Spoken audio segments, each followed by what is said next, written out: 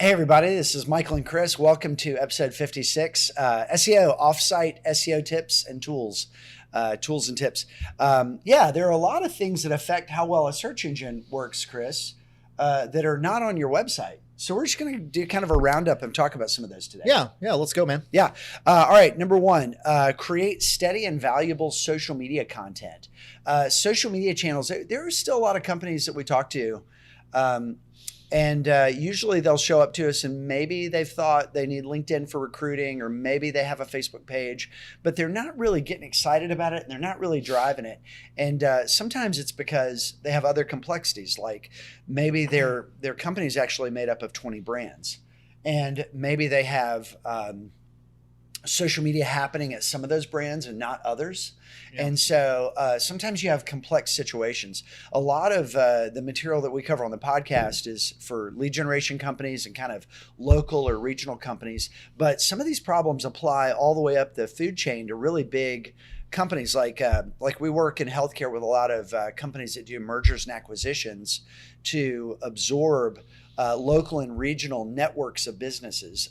Often they have anywhere from 3 to 20 locations. And so it's often a wild west for this stuff, and they don't really know how should we feel about social media.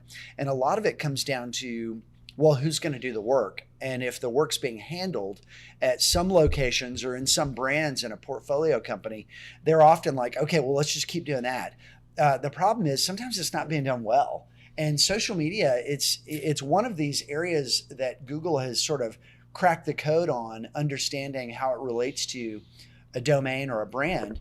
And so the more activity there is around a brand, the more it signals to search engines that website address is one that's valuable and should be higher, not lower in search engine results. Yeah, and it matters too, it matters your posting frequency, and I think it also matters too, how many followers you have on that. You have to think that Google, if you have a social account that's attached to your brand and your website that has 50,000 followers, you have to think it places a higher authority on that than, say, if you have 500. That's right. So all these metrics are tied together for Google. So social signals, levels of social activity, the level of engagement, all that matters. So if you've got, we've had clients before that have come into us, and when they started with us, the social media account was sort of a pet project of somebody who was interested in it at a business or within a brand. And they were even posting just like silly cat videos to the corporate site, totally irrelevant, a very outdated way of thinking about social media. And so, I would say as recently as in the last year, just kind of random stuff. And the reason is not all of these channels like social media are necessarily a priority if you're focused on other things. But if you're looking for kind of a set of principles to guide you, I would say, number one, yes, you do want to be in social media. Number two, focus on driving valuable, relevant content out on a regular basis. Don't get passionate about it and do it really strong for a couple of months and then trail off. Decide what your plan is for the year and schedule your activity and think about it. So that's how to think about social media. It's not going away, and it needs to be part of your SEO strategy. Yeah, thanks, Michael. So number 2 here is use all of your website profiles to support each other. So you have your main website, and some businesses own multiple domains for whatever reason. And so if you do own multiple domains, make sure you're interlinking those two domains together. And then to piggyback on the social profiles, make sure all of your social profiles also link back to your website. And conversely, that your website is linking back to the social profile. Usually you'll have that in the footer somewhere, but all that's important to sort of give to, it's like a link juice or something, right? That's right. All that put together. Like if you have a property that you're maintaining, you're posting regularly, whether it's another website you own or Facebook or Instagram or LinkedIn or anywhere, just make sure you're actually linking back either in the profile or the post that you do, you're linking back to your original site, so you can get that signal, that link signal that's important. Yeah, all those things are tied together. For search engines, they see a cluster of activity around a brand. And so when they see all of these online listings and directories pointed to the website. That's a signal for search engines. And so an example of I really like this idea, Chris, of the interlinking sites you're in. So like we have goapps.com, which is kind of our custom online marketing packages, but then we have prepackaged sort of commoditized services with Dodgeball SEO. And so you can buy kind of set levels by industry there of SEO services. So yeah, we just put out a press release regarding something, with the company GoApps, and yeah, we put it on both sites, and we'll link over to the GoApps site on the Dodgeball SEO page. So that's a third party. That's a third party site. That's a valuable link. Yeah, it's a separate domain, and so that link signals like, oh, here's another inbound link to this website, to goapps.com. So that's a good thing to do. And I would say the only time I wouldn't do that is where you have things that are totally irrelevant from one another. And I mean like totally irrelevant, like dentist and oil change, irrelevant. But if you have, for example, a lot of manufacturing companies have a new product release and they need a standalone website for a few years to promote that new concept or that new entry into the marketplace. In that case, yeah, link to your parent company and link your parent company to that new product release. Yeah. You may think these are really different from one another, but to Google, they're not as different as dentist and oil change. If it's less different than dentist and oil change, use the interlinks. We still got to open that dentist oil change. I know. We keep going back to that. You're already waiting? Yeah, that's right. Let's see. Who's got the next one? So I do. I think, did you do directories or is that about? No, I'll do that one next. Okay. So yeah, next up, use directories and online listings to gain inbound links. So this is similar to the previous point, using online profiles. Directories are a really important thing to have a handle on. We use a process here where when we work with a client, we take in a profile of all their data. We identify what are your business hours, what's your URL, what's your street address, what links do you have available for online appointment booking. We collect all that data in one central place, and then we pump it out every month so it's constantly verified and fresh to hundreds of online directories. This is a good thing to do because when you maintain this kind of process, you're signaling within those directories that this profile data is fresh, it's valid, it's verified, and so they can have confidence when they list it in their system. And so companies like Yelp, yellowpages.com, these sites, they don't want bad information in their business directories. They're using the entire world of business data as sort of their thing that they have that people would come to them for. So sometimes we call this maps and apps. And and this freshness has to be maintained. Another category for this is community sites.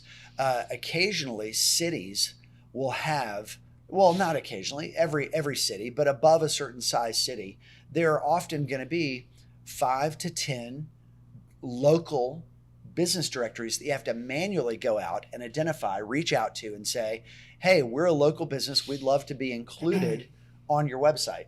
So for us in Nashville, that's the Chamber of Commerce and a handful of other things that are trying to happen.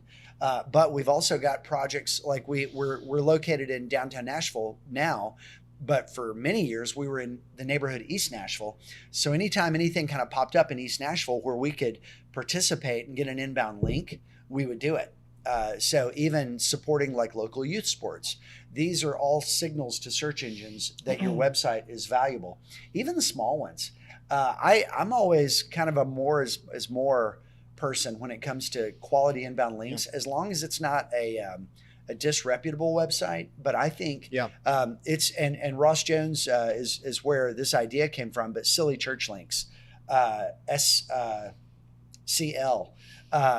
But just low quality, local, highly local websites that are willing to put a link to your site. Those are a good thing to do, and they're a signal to search engines. So managing those directories, online listings, always good. Yeah.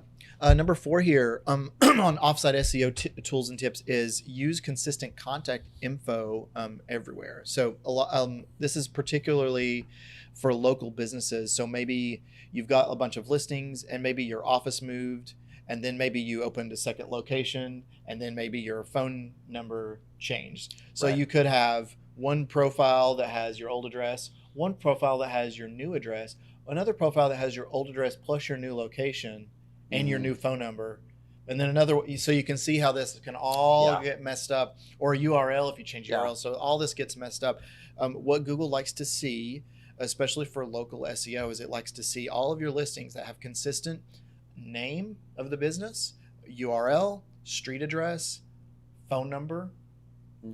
That's probably most of it, right? Hours of operation. Yeah, everything that can be added. Anything that can be added across those, just make sure they are consistent. It's when you're sending mixed signals to Google, they're going to have less confidence. It's going to have less confidence in the validity and the authority of your business and your website. So there are tools like, Michael, what are some good tools to like manage that? So there are paid tools out there that you can do this with. Yeah, we use a lot of tools here for people who are using our SEO programs. We'll actually syndicate data to the 3 big data warehouses that everybody pulls from. And so there are a lot of good tools. There are more now than ever. In the past, Advice Local, Sign Up, there are a bunch of good tools.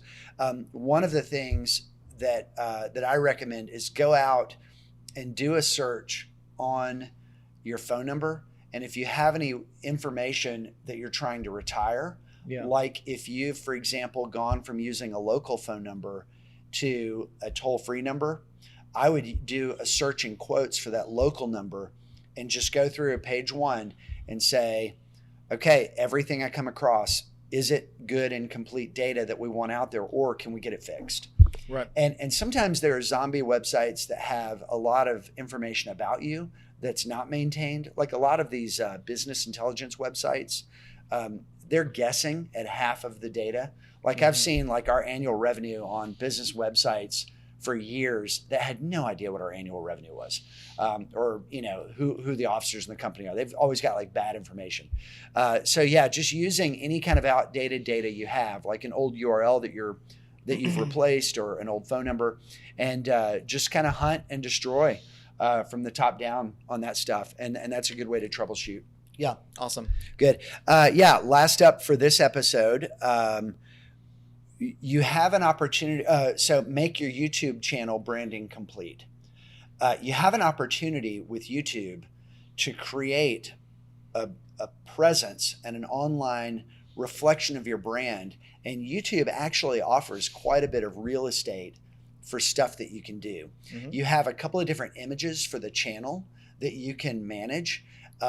Also, you can do different social. You can do website link and different social links as well. So multiple links. So back to the interlinking link juice concept. Yeah. So linking to your website, don't miss that. Linking to your social channels, great.